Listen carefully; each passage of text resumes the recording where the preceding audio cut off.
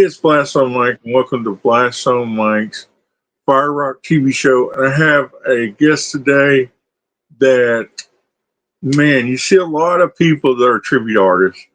You know, everybody's doing a tribute to Elvis or Kiss or Prince or whoever.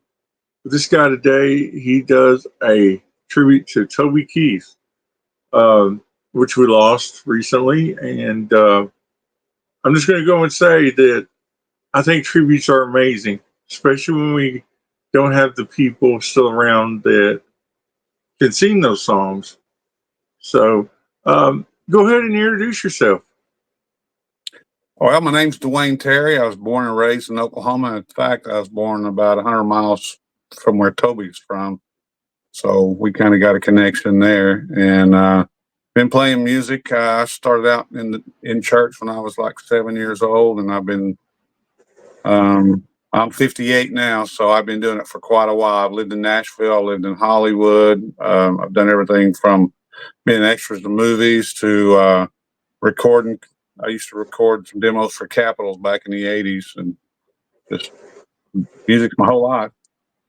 Well, let's go back. Let's go back a little ways, okay? Okay. When did you decide you wanted to be a tribute to Toby Keith? Let's go back about 15 years. I never saw the likeness. A lot of people did. It's funny.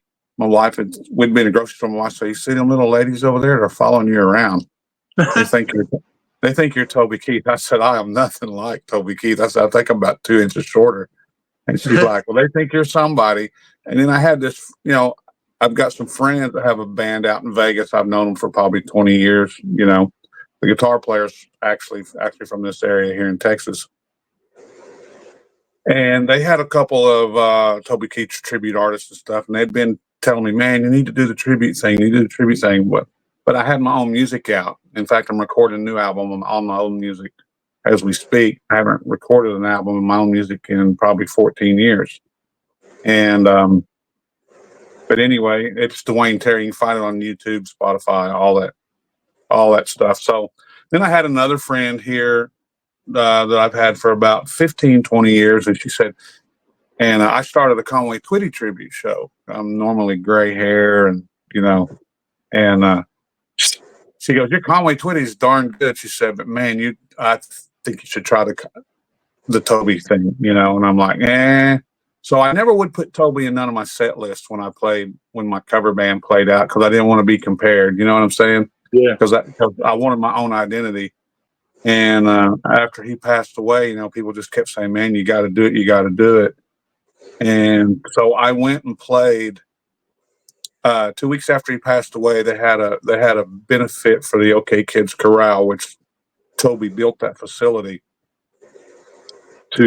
for kids families, little kids that have cancer. Their family will have a place to stay while they're in the hospital, and then we've got to worry about no room and board or nothing. It's totally free. So I went up to Oklahoma, and in one day we raised $35,000 for that fund. And I had people come up to me, "Are you Toby's brother?" No, I said, no.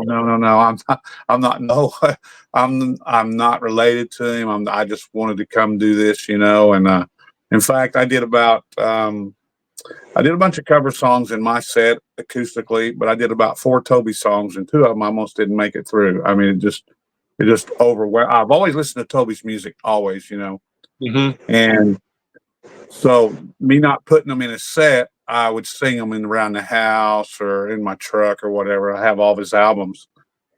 But when this thing started blowing up, I had to learn 37 songs like really fast. I've only been doing this 5 months. Yeah, it's wild, man. Toby, he, to see the videos of right before he died and all that was so sad, man, because, if there's any person ever stood for America, it was him. He was this generation's Bruce Springsteen, if that makes sense. Yeah. He was his own guy. He was his own dude. He knew what he wanted to do. He went out and did it. He made no apologies for nothing. That's kind of the way I am. I in no way, shape, form, or fashion can't even touch the lint on his cowboy hat. You know, that dude was so talented. I will tell you, his songs are hard to sing. He's hard to emulate. I mean, his phrasings are Toby's phrasings. They're not structured like most stuff coming out of Nashville's intro, verse, chorus, turn around or lead ride, back to the chorus or verse, chorus, and out. Man, that dude starts and stops. He tells a story in a couple sentences, and you know what I'm saying? He's just a phenomenal songwriter. I mean, there's no way it would take me 100 years to even emulate, half of the things he's done. He's just a monster. And let me tell you, I don't mean to get off track real quick, but I want to tell you, we did a concert in Ohio, and I was actually a guest appearance. My booking agent has a show, and do you care if I mention who it is? Sure. Do whatever you need to do. It's called Reno Vegas Entertainment, and my buddy runs it, Frank Garrett, and he's one of the guys kept trying, man, you got to do this Toby thing. So I said, okay, I gave in. So they had a Carrie Underwood tribute. They had Luke Bryan. They had Kenny Chesney and Jason Aldean. He said, man, I want to bring you out. He said, I know you've been rehearsing song stuff. He said, let's see what you got. He said, I want to bring you out. He said, there's going to be a lot of people there. So he took us to Rockin' on the River, just outside of Cleveland, Ohio. And man, there was almost 11,000 people there. I was like, wow, But I went out there and I killed it. And he's like, dude, you rock. He said, man, you didn't miss a beat. He said, I know you've been a musician all your life and you've been used to big crowds. He said, you had people thinking you were Toby Keith when you walked out there. I said, well, you know me, Frank. I'm not going to do nothing unless I put 115% into it. Mm-hmm. I've been watching Toby's videos. I've been listening to his phrasing. I try to get his phrasing down. I try to get his mannerisms down, And what really struck me at that concert was if you go on my site or on my Facebook, you'll see pictures of me and little kids. There was this little girl, 4 years old, on her dad's shoulder, had her camera, and they were about 4 rows back. She had her camera. She had this big smile on her face, and she was filming me and just like hooping and hollering and enjoying it like the rest of people. At 4 or 5 years old. Now, mind you, I don't know if she ever got to go to a Toby concert, but she got the Toby experience that night. And I felt so accomplished. You know what I'm saying? When I got done with my set, I went into the crowd, and there's a couple little girls, and she had been smiling. She's probably 8 years old. And I tapped her on the shoulder, and her mom's sitting there grinning. She sees me behind her. She turns around and literally starts shaking in her boot, and screaming and jumping up and down. Man, and that just, I'm getting cold chills now. That just grabbed me. And so with that, I'm full steam ahead. I'm all in this. And so now in my show, I try to exalt the veterans, the past and present, and the enlisted, our Leos, our first responders and all that. It's about America. And Toby has a song. What turned me on to Toby was Who's That Man? It talks about driving by your ex-wife's house just so you can get a glimpse of your kids. I live that. So when Toby came out with that song, I said, man, that's me. Turn around in the neighbor's drive. I'd be hard to recognize in this pickup truck. It's just an old fixer-up. And I thought, that's all I could afford. Because that was me, man. I mean, back in the 80s, it was rough being on your own and trying to take care of a family. But it was double rough if you were getting a divorce, And I didn't get to see my kids every day, And so my message, when I do that song, I try not to get political. Toby wasn't real political, but he'd tell you like it was. And I'll look out into the crowd, and I get such a big cheer from it. I said, let me tell you something. This song right here means this much to me, and I know it meant that much to Toby because he sang it with heart and with passion. If there's two parents out there and you're not together and you got kids, it's not the kid's fault. Do not use your kids against the other one. That's what's wrong with America. Our core family has split up, and when you do that, the mom and dad are the nucleus of what makes it work, and when you split that up, that affects the children. Uh, it affects the child from then on. Their thinking, the way they carry themselves, their self-esteem.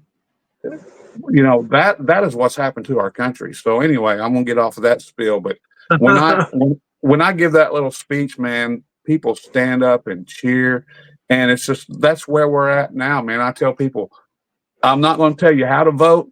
Go vote, because remember, voting has consequences. Just try to make the right choice, and it's just, I guess that's my outlet, and I get Yeah. to do that through Toby, because of Toby. I mean, I wouldn't be doing this, if it wasn't for Toby. He he was quite the person that people liked. You know what I mean? It was I live, and you probably never remember this incident. I live and I go to the place where Toby went off the stage and almost beat that guy up that one time in Pikeville, Kentucky. Do you remember that? Oh, okay, yeah, yeah, There's video yeah. of We it. grabbed him around the back of the neck. Yeah, there's like video of it. I've been there. I've seen shows there, I like wonder what a that lot of cost. shows.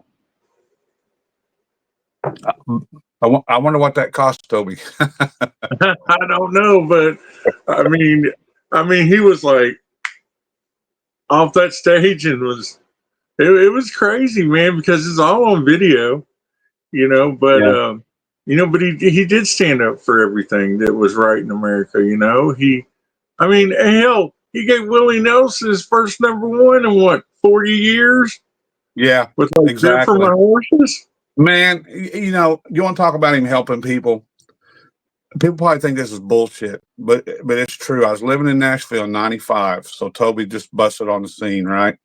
Mm-hmm. And I believe it was the Broken Spoke. I can't remember. I was playing an acoustic gig that night, and he come up to me after about 3 or 4 songs. He says, "Hey, man, you got chops." He said, "How long you been in town?" And I'm like, "Well, I just got here." I said, "Me and my wife separated.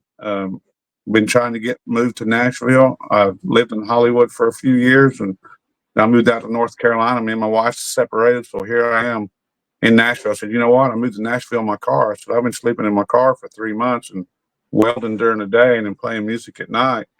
He's like, "Man," he said, "you're going to go somewhere. Stay at it." And about that time, someone hollered at him and said, "Man, I got to go. I'll see you around." So it was like, I thought that's pretty cool. So it was like 10 years later, I was playing in a bar in Houston. I'd done left Nashville, and him and Mike Stoops coming there, which was Bob Stoops' brother. It was the Big 12 championship. OU was playing Colorado, and I was playing. I can't remember the name of that dance hall. And I look up, and there's Toby standing there, with a cigar in his hand, leaning against the bar. And I played a few songs, and after I went to take a break, I got down. He says, "Hey," he said, "Hey, son," you know how he does. And I said, "Yeah, what's up, Mm-hmm. man?"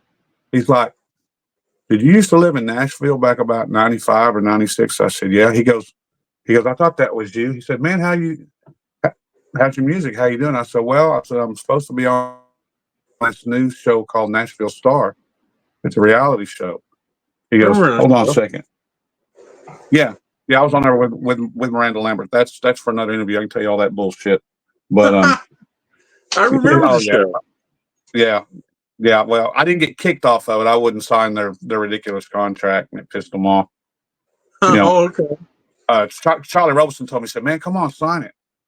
You're not going to go no further unless you sign it." And I said, "Well, you got the word exclusively, 100%, worldwide, eternity in there." I said, "I'm not playing that bullshit." He's like, "Come on, you're going to Nashville." I said, "Whoa, I know I'm going to Nashville to live in the house with 9 other people. Have you told the other 150 people out there at this contest tonight that DrWayne Terry's going?" I said, "At what point do they start fucking me, Charlie?" He's like, "Oh, come on, dude, you're being difficult." And I'm like, "Nah." So I am hard headed. So anyway, so Toby turns around to the bartender, grabs the napkin, writes, I think his road manager at the time, if it wasn't, or his manager, it was TK Kimbrell. I always remember the name. Well, he gave me that number. He said, dude, he said, when I'm in town at a concert, look me up, call this number, get them to leave you your name at will call for a backstage all access pass. Just call this number and come hang out with me and let me see what I can do for you. He said, I think I can send you places. And I'm like, wow, that's cool, you know. But I never was starstruck ever in my life. I've been around a lot of it. And I lost that napkin that night. I don't remember what happened. I think I had a little bit too much of the juice, but I could have swore I had that napkin in the back pocket. I lost it. But, you know, I never was the type to go calling up his manager and say, hey, you know, Toby Keith gave me his number and he said he was going to help me. I just like, well, I don't guess it's meant to be. Dumbass DrWayne lost the number, you know. And I did about 4 years later. I was going to an OU football game, and I'd written a letter, and I was going to try to get it to him, and I chickened out. So I guess it was like 2009.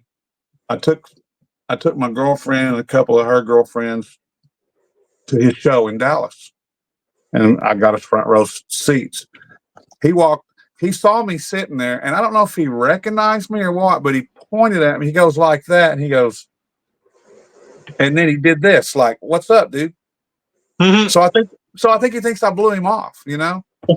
And so if I want to kick myself in the ass, you know, I really would have liked to got to know the guy because he seemed to be really down to earth. I got tons of friends that were his good friends. You know, so they've always told me stories about him and stuff like that, and how good he was to everybody. That's like me, you know. Over the years, I've done a lot of interviews with people that were around Elvis Presley, you know, like girlfriends and security guards and things like that. But I was born in '72, man, so I only was like 5 when he passed away. So there's no way I could have been friends with him, but I would have loved to have met him. Because I think we would have been, if, you know, it's one of those things like this, you know, when it comes to celebrities, okay, if you're able to talk to them and a normal thing, not, you know, I need your autograph, I need this, I need that, then friendships happen, you know what I mean? And I really believe that I would have maybe been friends with Elvis if I was around in that time period. Or, you know, I got friends now. I never thought that I would have friends, you know. And it's like, right. You know, we talk on the phone, you know, and these people are legends. And it's like I never, when I was that kid in high school, and you know, Guns N' Roses came to town, I never thought I'd meet any of those guys, and I met Steven Adler, you know, at a show. I mean, yeah. It's wild, man, when you think about it. You know, it's a really small world when it comes down to it. You know, I mean, I've had a lot of friends who's made it. When I was 16, so you know who Ronnie Dunn is with Brooks and Dunn. I went to high school. Yeah, I went to high school with his little brother. Oh, his name's Johnny Dunn, and he was a couple grades ahead of me. And I entered this singing contest when I was 15, and I got to know the members of the band. Well, those were the members in his band, and they were letting me in the clubs at 15 years old, you know, to go jam and sing. So then they started taking me around with Ronnie. At one time back in the day, Tulsa had 11 jam sessions on Sunday night. So you'd start out at 5 o'clock at this bar, and you'd put your name on way down the sheet, whatever time you thought you'd get there. Then you went over to another bar over on 11th Street, over at Hank's. Then you'd write your number down there. So you could probably make about 5 jam sessions in a night. I was 15 to 16 years old, running around with Ronnie Dunn and the band and these guys and playing music. So, you know, I mean, I was ate up with it. My dad was a preacher. I wasn't allowed to listen to Hank Jr., Charlie Daniels, which Charlie Daniels later become a Christian, and things like that. Man, I was just eating that music up. So me and my buddies in high school, our dream was, man, if we ever get a chance to party with Hank Jr., A long story short, my manager in Hollywood in 1988 was Hank Jr.'s best friend.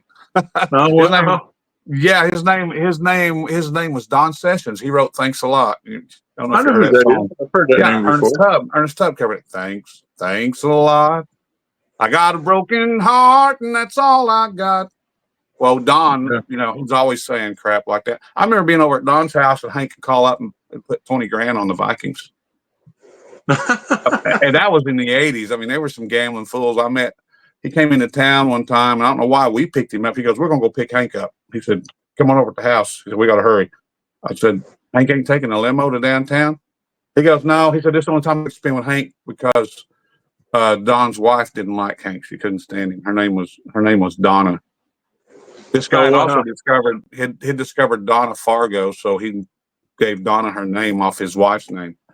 I don't want to make you mad, Hank, but you know, this is a story Don told me. So anyway, so we go pick Hank up. We go to the hotel. I think it was the Beverly Hills or the Hollywood Hilton or whatever it was. And we get out and we walk in, and damn, there's Merle Kilgore, man. Oh, wow. Yes. Merle Kilgore, man. I mean, shit, I was meeting all of my idols, you know. And we went to this party. And guess who walked in? Who's Eddie that? freaking Van Halen. Oh, my God. Eddie Van Halen, yeah. So, you know, I've been around it, and it's just that I don't think it was meant to be. I'd probably be in a ditch, you know. Well, I mean, I'm only you know, drinking this because I worked my ass off today, but I usually don't drink a lot. You just got to look at it in the sense of look what you're doing now. I mean, You know, it's crazy. This thing is blowing up. I mean, it's like you got a lot of dates. I looked at your website and I was like, man. oh, I don't And even have half of them on there. I've got about 60 dates coming up between and now and probably between now and August. the thing about it is not just like in one area. It's like it's spread out. And I'm like, Yeah. that's pretty neat, man. You know, do you have a Well, you know full what? band and everything when you go out? What's that? Do you have a full band and everything when you go out? Or do Yeah, you I just, have. I actually have 4 bands. I'm in the process. I've just built my own band here in Texas for the local shows. There's some really good players. You know, they have day jobs. I'll go off to like Louisiana on the weekend and stuff like that. But I have the guys I play with called Left of Center in Vegas. They were Toby's house band at I Love This Bar at Toby Keith's I Love This Bar and Grill. So they played with Toby all the time. And so I got those guys out on the West Coast. In fact, the 8th and 9th, I'll be out in Northern California with those guys. And then there's a band, the Carrie Underwood tribute girl. Her name's Victoria Faircloth. She has a band. So that's the band we took to New York. I used that band to go to New York. And then there's another girl here in Dallas that does Shania Twain. So I use her band. And then I have my own band. And people are like, you know, when I started doing this a few months ago, they're like, man, you guys are tight. How long you been together? I said, hour and a half. You know, I mean, it's just like, so you live in Dallas. It's what I've done my whole life, you know? So it's like, you can sit in with just about anybody. My dream, you know what my dream would be? And I know these guys are busy and they got other things. And if they see this, my dream would be, and it's not about me making money. It's about, man, somebody's got to keep this, they got to keep this Cats music alive. And it will die. As popular as he is, it will die, just like Elvis, if we don't keep it alive. Like, Yeah. my main booking agent, the girl, she's kind of my manager. She's a go-getter. She has 8 Elvis tributes that she books. Wow. And she snatched onto me real quick, man. And she's the power behind the scenes. I mean, she's got things going. She built my website. She's all that, you know. I never had anybody believe in me like that when I was younger. I don't know why. I mean, you know, I'm not too bad of a singer, I don't think. Well, I'm I was very going to ask humble. you, why aren't you doing something like in Branson or Pigeon Forge or one of those places where you know what? I they did have audition those 2 months ago. people. I auditioned 2 months ago for Legends. I haven't got a call back. They took my number. They liked it. We're fixing to book a place called Wranglers in Branson. Probably going to take my buddy Derek Spence. He's the George Strait. I won't work with no other guy beside this guy. Mannerisms looks like George Strait. You know, so I think we're going to take a show up there probably in February or March and do Wranglers Honky Tonk. You know, I'm not open to to playing anywhere. I'll even do a cruise. I don't want to be on a cruise ship as an entertainment, but I'll do one of those, country music cruise thing. You know what would be, and a lot of people would think this is a pipe dream, but it's achievable. Okay. So what happened when Leonard Skinner, when they had their guy go down, right? Mm-hmm. Well, somebody stepped in and took over. Look at Journey. Somebody stepped in and took over. I don't want to be Toby Keith, but it would be awesome if his band wanted to go back on the road. I can get the funding. I can get the backers. Is to put a show together. Let's go back on the road as either his band's name. I don't know whether they own the namesake or whatever. It was called the Easy Money Band. So we'll call it the Easy Pennies, and put a hell of a show back together where we can exalt Toby's songs and his experience with his original band, and just open shows all over the place for like Leonard Skinner and Marshall Tucker and stuff like that. That would be my ultimate goal. And, but I like to do a lot of charity work. I'm working right now with one of Toby's friends who lost his leg in Afghanistan, one of Toby's close friends. We're working on doing a Toby Fest. We want to make it a yearly thing. I want to turn it into a 3-day camping event where it's nothing. We won't call it Toby Week. But right now, it's probably going to be at an indoor basketball arena or somewhere, and we want to raise money on behalf of Toby for his foundation and on behalf of his buddy's military vet foundation. And I think it's going to turn into something big. We're gonna hold it in Oklahoma. We're hoping sometime around March. We're hoping to get about at least 10,000 people, and I think it's achievable. It's very achievable. Well, that's cool. Well, yeah, so we're looking out for that. Where can people reach out to you and stuff? You can go to AmericanSoldierShow.com. That's my website. It's AmericanSoldierShow.com. It'll have you can click on the Facebook thing. It'll take you to my Facebook page. On my personal music, you can go to DrWayne Terry on Facebook. I don't have a website for that yet, but I'm sure Mary, which is my girl, I'm sure Mary will be building one of those pretty soon. Man, this girl says, "Look what I did." I'm like, "Wow, that's awesome." And I'm like, "Let me pay you. Let me pay you." She goes, "No. You're going to be big. You can handle it then." I said, "I don't care about being big. I love music. I love to entertain. I love what goes on. I love the meet and greets. I mean, I've been around some real ass hats that forgot, where they came from and where they're at because of the fans. It's all about the fans.